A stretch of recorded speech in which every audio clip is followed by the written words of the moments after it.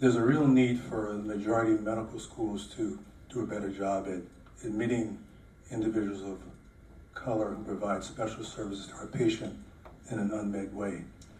And so the HBSUs have been doing that, those medical schools, but there's a need for the majority of medical schools in California across the country to address the deficit that we see.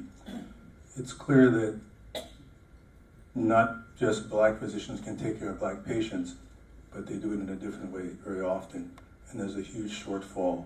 African American physicians and Latino physicians, so usually physicians of color, are much more likely to actually provide service in low-income and medically underserved communities, and that's just a fact. And I think if we go around, many of us, as it's a surprise, again, I don't think some of our colleagues realize that we do that purposely, right?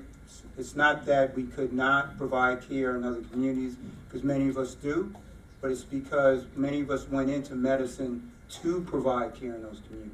I'm a medical student at UCLA. I'm in the Charles Drew program, so I'm in this awkward space where I work a lot and my interest is working with underserved communities, but I'm learning in the Upper West Side of Los Angeles. I don't really get exposed as often to the community that I want to work with. Just yesterday I was rotating through UCLA with a pediatrics ward with a Latino patient, but just the expectation of what I was supposed to do and how I was supposed to perform because I was at UCLA and because I was working in the hospital, I just didn't feel like there was the same ability to mess up. And because medicine is ever evolving, ever changing, and there's always stuff to be learned, being in a situation where I don't feel like it's for my learning, it really is to serve somebody else, it's really great to be able to go to an office like that where I'm learning a lot, but the expectation is not for my performance, the expectation is for my learning.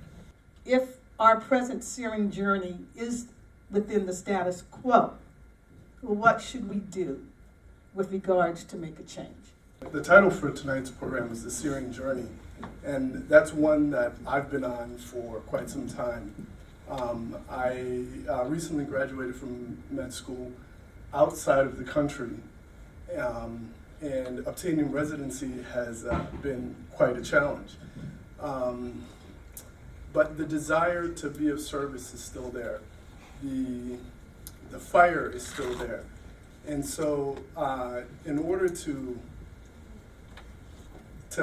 tap into individuals like myself that still want to practice, that still want to be helpful, I think one of the things we can do is look outside the traditional. Okay, you went to a U.S. school, you did your clinicals and the steps and the traditional steps that we use to find candidates, and look at students like me that are out there and want to be of service. Diversity does not equal understanding. So we can increase the numbers dramatically, but that doesn't change understanding what the other person, what their life is like. So how do we bridge that gap? What are some things you guys have suggested? I mean, they've come through as residents, but none of them have stayed in the community. And to me, that's a huge, what's going on? Why do I feel like the sore thumb sticking out in 2016 where you see so much diversity?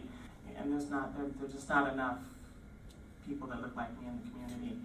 Okay, hi everyone, I'm Kelly Butler. I'm a second-year medical student at UC Irvine. You can't teach someone how to be kind. You can't teach someone how to be sympathetic. What does work, though, is education about the individual communities.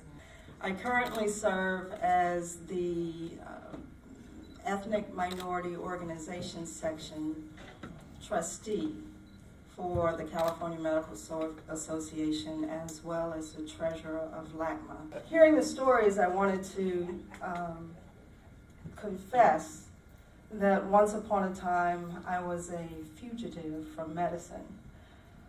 You mentioned that you wanted to be able to figure out a way where people wouldn't get their paper and run away.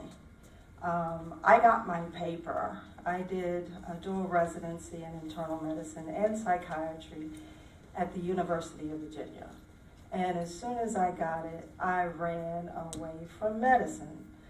the person that I had to become in order to complete the residency, when I looked myself in the mirror, I decided if that's the kind of person that I have to be to practice medicine, I do not want to practice medicine. Much of the experiences that we have as people of color in this country are deeply rooted in the racism and the trauma associated with that and the connectivity to violence.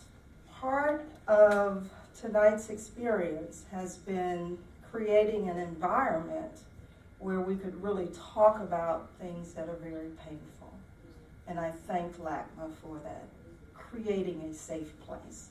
One of the greatest values of LACMA and CMA has been this concept of voice. We are the voice. However, that voice tends to be heard more when we work together.